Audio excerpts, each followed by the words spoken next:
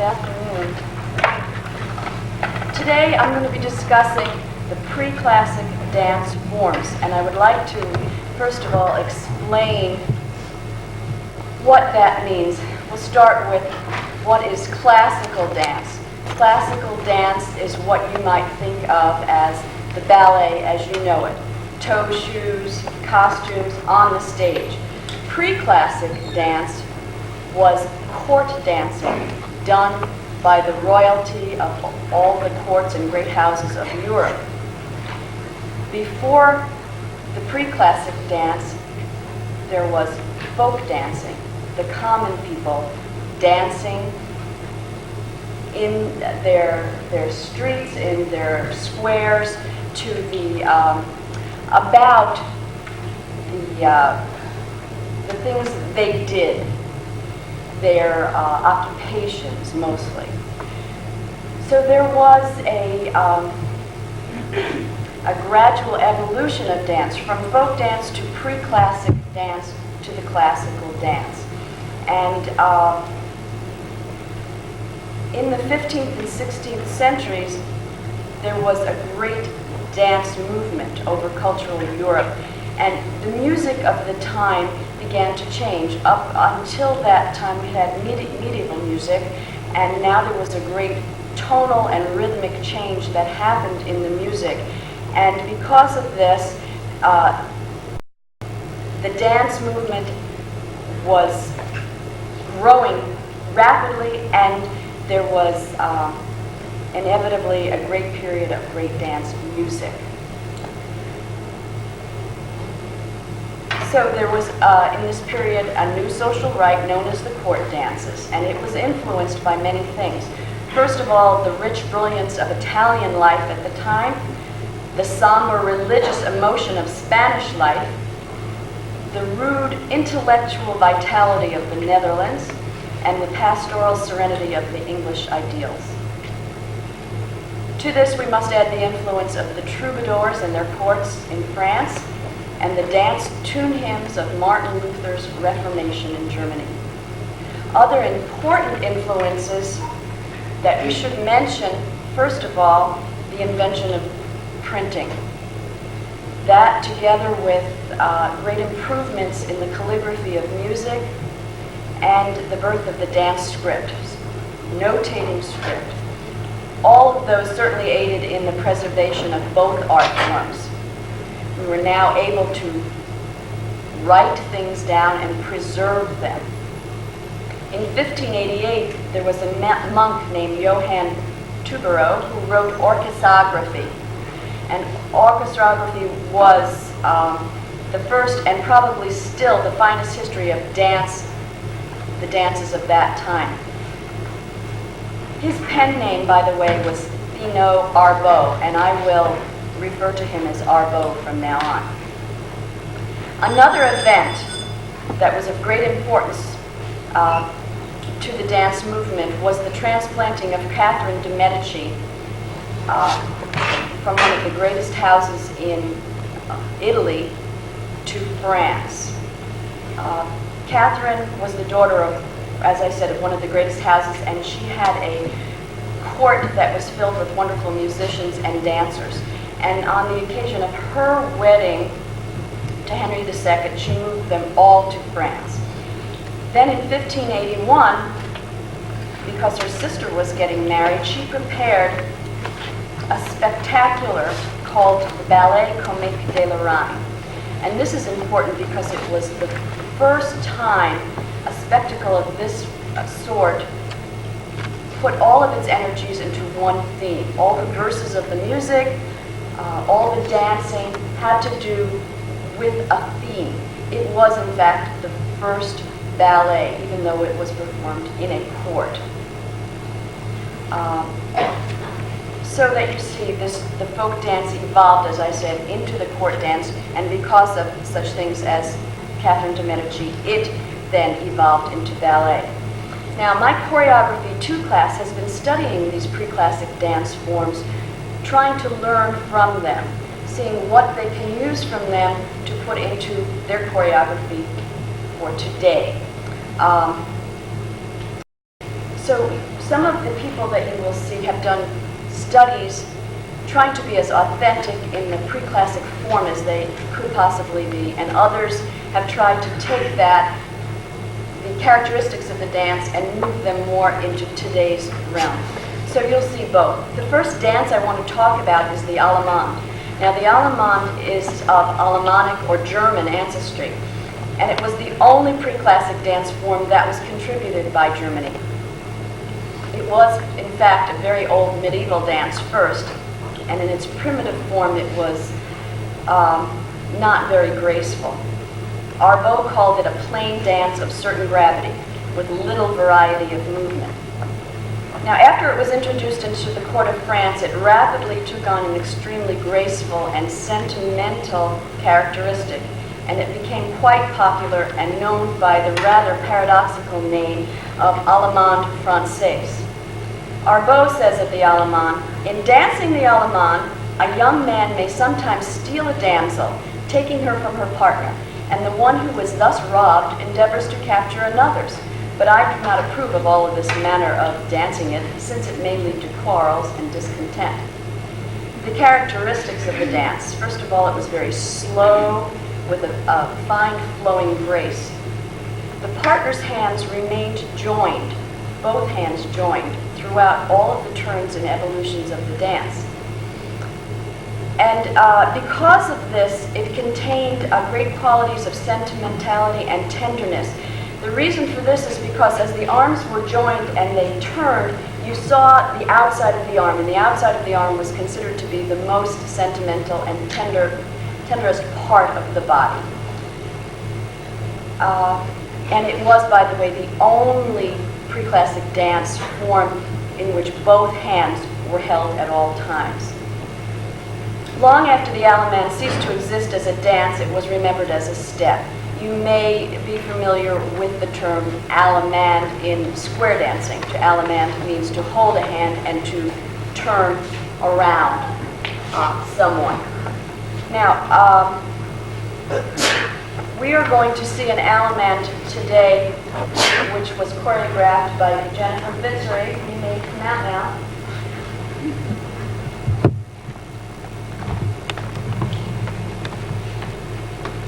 Jennifer Fitzroy and Matt Barnaba are going to perform Jen's version of the Allemande.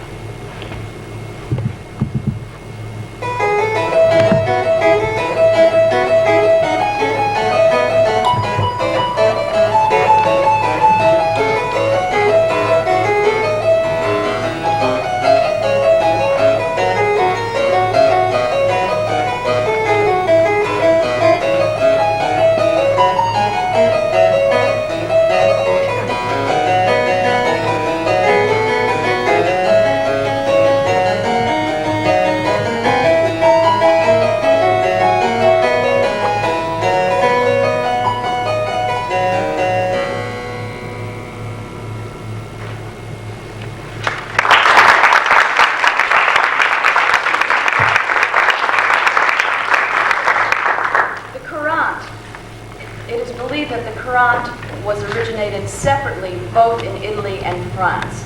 We know the Latin word curo, which means to run, and it was also one of the dances that Catherine de' Medici brought with her from Italy to France. The characteristics: first of all, it had short passages of coming and going. There was a pliant movement in the knees. There was a lot of running and gliding steps done with a slight jump. Sometimes it was done with continuous running, yet it remained charming and tender. It was, in fact, a great favorite for over 2 centuries, and it is one of the oldest figure dances which has been handed down to us. Originally, it seems to have been a pantomime dance, and the following is Arbeau's description of such a courante. "In my young days, there was a kind of game in ballet arranged to the courante, for 3 young men would choose 3 young girls, and having placed themselves in a row, the first dancer would lead his damsel to the end of the room, when he would return alone to his companions. The second would do the same, then the third, so that the 3 girls were left by themselves at one end of the room, 3 young men at the other. And when the third had returned, the first, gambling and making all manner of amorous glances, pulling his hose tight and setting his shirt straight, went to claim his damsel, who refused his arm and turned her back upon him. Then, seeing the young man had returned to his place, she pretended to be in despair. The two others did the same. At last, all three went together to claim their respective damsels, and kneeling down on the ground, begged this boon with clasped hands, when the damsels fell into their arms and all danced the courant, pell-mell. That was from Orchesography. In about 1620, it became the second movement of the four-part classic suite. At that point, we had a four-part suite which included first the allemande, then the courant, then the sarabande in the gite. Today we're going to see a courant choreographed by Erin O'Reilly and performed by Erin O'Reilly and Lisa Druckmann.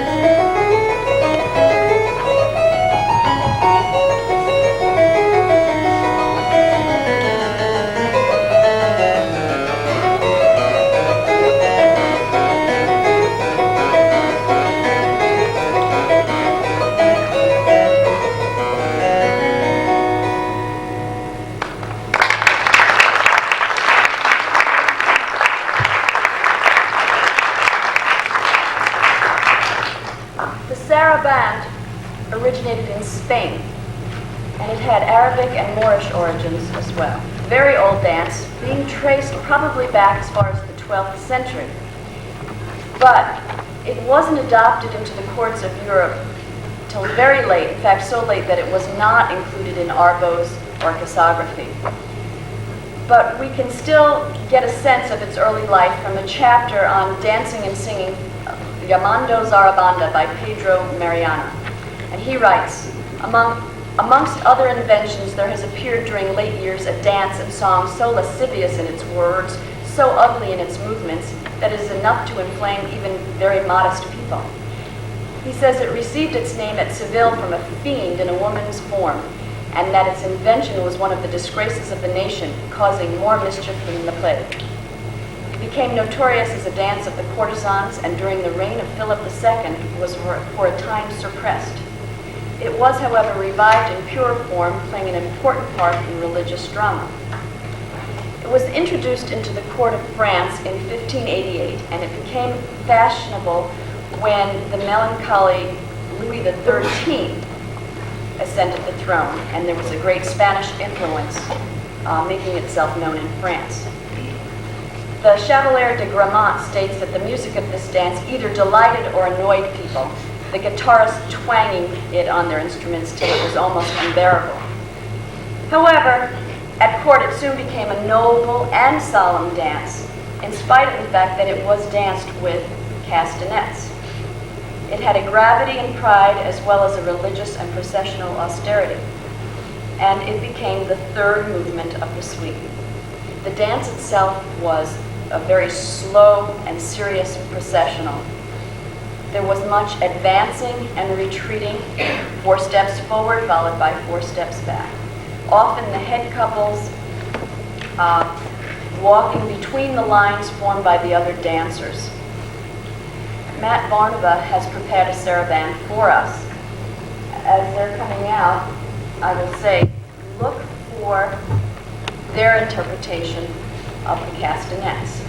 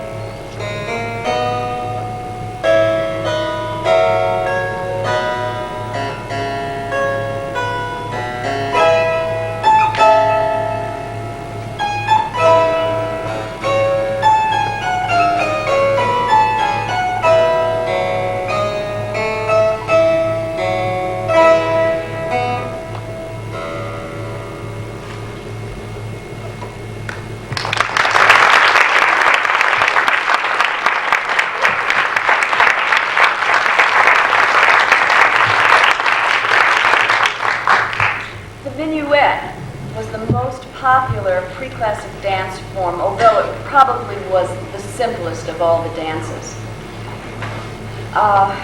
It was written that an attempt to write all that the minuet implies would necessitate compiling the social history of France during several centuries. The manners, customs, costumes, art, music, and ceremonies of the period of the grand manner, as well as the manifold steps and forms invented in its behalf. Many millions of dollars were spent performing minuets, and of all the pre-classic dances, the minuet best expressed the artificial behaviorism of the 18th century. It had very short, mincing, and dainty steps, and it did not die after the French Revolution, but lasted through much of the 19th century, until it finally evolved into the quadrille, which was especially noticed among the pseudo-aristocracy of our own southern states. The minuet expressed the calm and languor which characterized everything of that period. Dancing was not even called dancing, but known as tracing the figures of love. And the musical instruments were known as the soles of the feet. That soles was spelled S-O-U-L-S. You had to dance the minuet, and you had to dance it well. And if you were a royal person or a statesman, your being elected depended on how well you danced the minuet. There were 5 rules for making a good minuet. First, you must have a languishing eye. Second, a smiling mouth, an imposing carriage, innocent hands, and ambitious feet. In Italy, the minuet was treated with satire. In dramas and opera, it was used to give comic relief, to typify all things that were ridiculously romantic or affectedly noble and stately. The use of the minuet throws an interesting sidelight which helps to show how popular and widespread a form it had become. It was introduced into the court of France in 1650, and the name minuet came from the French word menu, the Latin word minutus, which means small and neat. Therefore, the dance was very small, neat, with dainty steps, and exaggerated preciseness. It was not a charter member of the early suite. You remember that those were the Allemande, the Courante, the Sarabande, and the Gigue. But a little later, composers began writing 5 and 6, maybe 7 or 8 part suites, and placing the minuet between the sarabande and the gigue somewhere. Sometimes it was most often placed as the 5th member of the suite. Now, we're going to show a minuet for you now. Lisa Druckmann has prepared this one for us.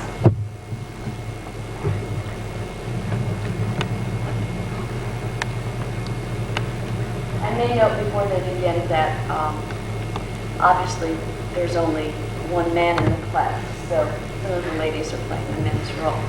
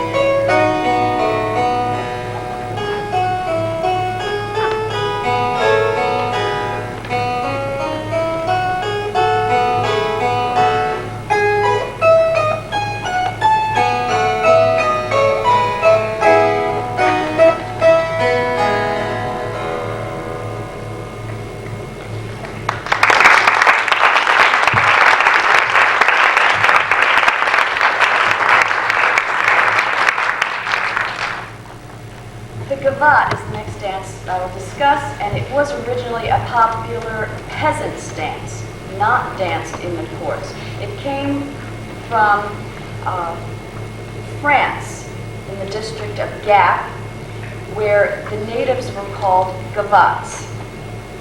And Argot tells us that when dancers have danced a little, one of them, with his damsel, goes a little way apart and makes several passages in the middle of the dance in sight of all the others. Then he comes to kiss all the other damsels, and all the young men kiss his damsel, and they return to their proper order. Some accord the privilege of kissing to the leader of the dance alone, and to the damsel who is his companion. And at the end, the damsel, having a chaplet or posy, presents it to one of the dancers, who has to pay the musicians. The gavotte was introduced at the French court in the 16th century to amuse the royalty. Up until this point, only the peasants danced it. So the royalty danced it in peasant costumes. It slowly evolved, however, into a formal and stately dance, and later became very stiff and artificial, and the kisses were replaced with bouquets of flowers. The gavotte was often placed between the saraband and the gigue as the fifth or sixth member of the suite. It was a brisk, sparkling, and lively dance, and it often consisted of little jumps and a double means two turns, either to the right or a double to the left. There was much kissing or many bouquets, and very often contained 3 steps and an assemblée. I'd like to ask Aaron to come out and first just demonstrate what 3 steps and an assemblée looks like. To assemblée means to assemble the feet, so you go from 1 foot to 2. Now, if everyone would come out, we're going to see Aaron O'Reilly's version of the gavotte.